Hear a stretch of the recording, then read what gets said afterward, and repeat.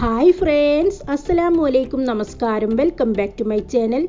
ഇന്നത്തെ നമ്മുടെ റെസിപ്പി നല്ല അടിപൊളി ടേസ്റ്റോട് കൂടിയിട്ടുള്ള ഒരു ചെറുപഴം ജ്യൂസാണ്. ചെറുപഴം ജ്യൂസ് നമ്മൾ പലരും പല ടൈപ്പുകളിൽ തയ്യാറാക്കാറുണ്ട്.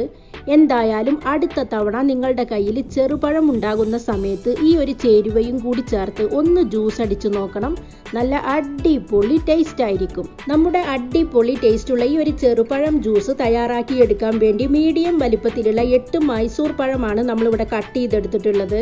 മൈസൂർ പഴത്തിൽ ഉണ്ടാക്കുമ്പോഴാണ് ഈ ഒരു ജ്യൂസിന് നല്ല അടിപൊളി ടേസ്റ്റ് കിട്ടുന്നത്. അടുത്തതായി നമുക്ക് കട്ട് ചെയ്ത് വെച്ചിട്ടുള്ള പഴം മുഴുവനായിട്ടും ബ്ലെൻഡറിലേക്ക് ഇട്ട് കൊടുക്കാം. കൂടെ തന്നെ നമുക്കിതിലേക്ക് പാല് ചേർത്ത് കൊടുക്കാം. മുഴുവനായിട്ടും പാലല്ല, 2 ഗ്ലാസ് പാലും 2 ഗ്ലാസ് വെള്ളവും കൂടി നന്നായിട്ട് തിളപ്പിച്ചെടുത്ത് ഫ്രിഡ്ജിൽ വെച്ച് നന്നായിട്ട് തണുപ്പിച്ചെടുത്തിട്ട് വേണം ചേർത്ത് കൊടുക്കാൻ. ഇനി നമുക്കിതിലേക്ക് 2 സ്കൂപ്പ് മുഴുവനായിട്ടുമുള്ള വാനില ഐസ്ക്രീമും കൂടി ചേർത്ത് കൊടുക്കാം. ഇനി നമ്മൾ ഇതിലേക്ക് ചേർത്ത് കൊടുക്കുന്ന സീക്രട്ട് ഇൻഗ്രീഡിയൻറ്റ് കോഫി പൗഡറാണ്. 1 ടേബിൾ സ്പൂൺ മുഴുവനായിട്ടുമുള്ള കോഫി പൗഡറും കൂടി ചേർത്ത് കൊടുത്ത് ബ്ലെൻഡർ അടച്ചു വെച്ച് ഫൈനായിട്ടൊന്ന് ബ്ലെൻഡ് ചെയ്തെടുക്കാം.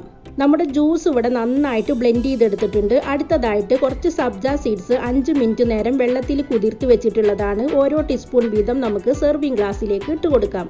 അതിനുശേഷം നമ്മുടെ ജ്യൂസും കൂടി ഒഴിച്ചു കൊടുക്കാം. അപ്പോൾ നല്ല അടിപൊളി ടേസ്റ്റുള്ള ഒരു ജ്യൂസാണിത്. ഈ ഒരു ചൂട് സമയത്തും അതുപോലെ തന്നെ റമദാൻ മാസത്തിൽ ഇഫ്താർ ടൈമിലും സെർവ് ചെയ്യാൻ പറ്റുന്ന കിഡിലൻ ടേസ്റ്റുള്ള ഒരു ജ്യൂസാണ്. എല്ലാവരും ഒന്ന് ട്രൈ ചെയ്ത് നോക്കണം. എൻ്റെ വീഡിയോകളും റെസിപ്പികളും നിങ്ങൾക്ക് ഇഷ്ടമാവുന്നുണ്ടെങ്കിൽ ചാനൽ സബ്സ്ക്രൈബ് ചെയ്യുക. ഇൻഷാ അല്ലാ വീണ്ടും പുതിയൊരു വീഡിയോയിലൂടെ കാണാം. Bye bye.